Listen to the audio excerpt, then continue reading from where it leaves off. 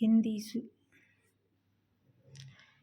सुलभ भारती 7वी कक्षा। प्रकरण 7वें। रहस्य। अंधेरी रात थी, चारों ओर सन्नाटा था, हाथ फैलाए न सूझता था। कभी कभी कुत्तों के भौंकने की आवाज़ सुनाई पड़ती थी।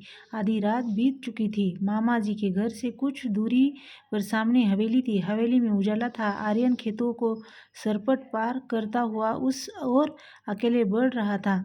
उस हवेली में आधी रात के बाद कल भी ऐसा ही उजाला देखा था।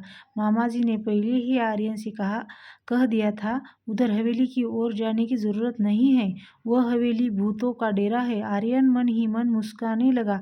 वह जानता था कि भूत कुछ नहीं होते, यह कपोल कल्पना है। कक्षा में विज्ञान के शिक्षक ने वैज्ञानिक दृष्टिकोण अच्छी तरह समझाया था। रहस्य का पता लगाने के लिए उसने मन में ठान लिया। मामा जी ने कहा था, इस हवेली में पिछले 10-15 सालों में कोई नहीं रहता। पहले उसमें एक जमींदार का परिवार रहता था।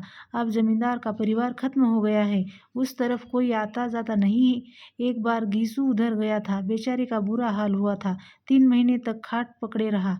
आर्यन करवटें बदलता रहा। आधी रात को उठकर छत से उसने हवेली को फिर से देखा। वहाँ रोशनी थी। गर्मी की छुट्टियां बिताने के लिए वह मामा जी के घर आया था।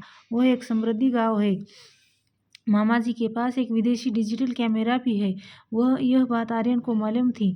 मामा जी की एक लड़की थी, उसका नाम था कनिष्का। आर्यन ने कनिष्का से कुछ साल सलाह मशवरा किया। दोनों बहादुर थे। अगला कदम उठाने के लिए उन्होंने कमर कस ली।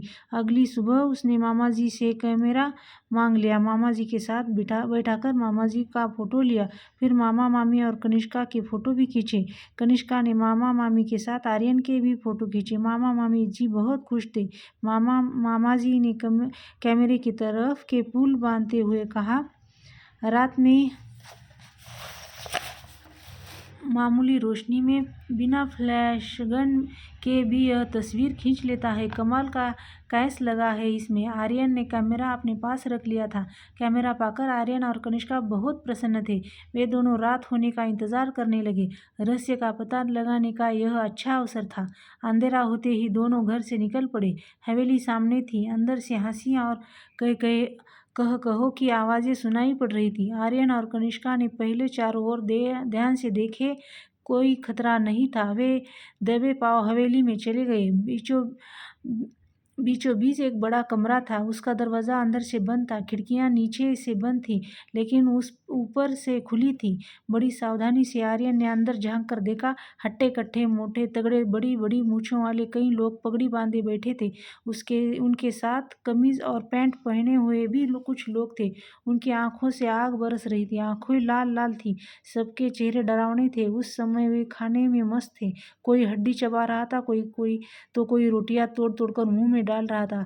आर्यन ने उन्हें ध्यान से देखा। उनके गले में कारतूसे की पेटी लटक रही थी। बंदूकें और तलवारें भी रखी थी। कुछ लोग लुढ़के हुए पड़े थे। आर्यन ने इशारा किया। कनिष्का ने बड़ी सावधानी से कैमरा निकाला। गैस बत्तियों की रोशनी इतनी तेज थी कि बड़ी आसानी से फोटो लिया जा सकता था। बस उसमें फटाफट कई फोटो खींचे और वे घर की ओर चल पड़े। अगले दिन सवेरे सवेरे आर्यन ने साइकिल उठाई और नारायणपुर की ओर चल पड़ा। वहाँ फोटोग्राफर की एक दुकान थी। सभी फोटो तैयार कर शाम तक वह लौट आया। कनिष्का ने अपने पिताजी से कहा, वह आप कहते हैं भूतों और पैर उल्टे होते हैं, उनकी छाया नहीं होती, उनके फोटो नहीं ले सकते, लेकिन कल रात हम भूतों के डेरे पर गए थे, वहाँ कुछ फोटो लिए हैं, ज़रा देखिए तो। उन्हें फोटो पिताजी को दे दिए। वे परेशान हो उठे। उन्हें ऐसा खतरनाक काम पसंद न था। फोटो के देखकर उनकी आंखें खुली की खुली रही। बोले, तो क्या भूत इंसानों जैसे होते हैं? इंसानों जैसे नहीं, इंसान ही भूत है। देखिए ना, इनके पैर सीधे हैं, इनकी छाया भी है और इनका फोटो भी आ गया। असल में भूत की अफवाह है। कोई हवेली की तरफ न जाए, उनका रहस्य न खुले, इसलिए उन्होंने भूत की अफवाहें फैलाए हैं। यदि लोगों का अपना आना जाना रहा तो ये लोग वहाँ अपने क्रियाकलाप कैसे चलाते? फिर कुछ रुककर बोला, आप मेरे साथ चलेंगे? मुझे इस मामले में बहुत गड़बड़ लगती है, आर्यन ने कहा।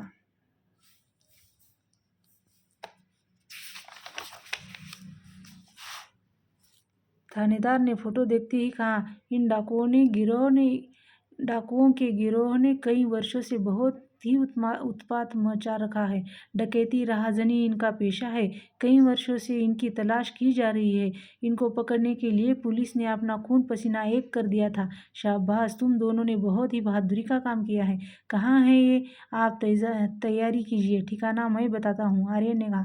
उस रात भूतों के डेरे पर पुलिस ने छापा मारा। दोनों ओर से गोलियां चली। सवेरा होते होते डाकुओं ने हथियार डाल दिए। उनके कुछ साथी मर गए और कुछ पकड़े गए। गांव वालों ने हवेली में घुसे भूतों को देखा तो चकित हो रह गए। सभी डाकुओं के आतंक से मुक्त हो गए। जिला कलेक्टर ने आर्यन और कनिष्का की बहादुरी के कारण उनके नाम राष्ट्रपति कार्यालय को भिजवा दिया। आने वाले गणतंत्र दिवस पर महामहिम राष्ट्रपति के हाथों उनको वीरता पुरस्कार से सम्मानित किया जाने वाला है। शाबाश, तुम दोनों ने बहुत ही बहादुरी का काम किया है।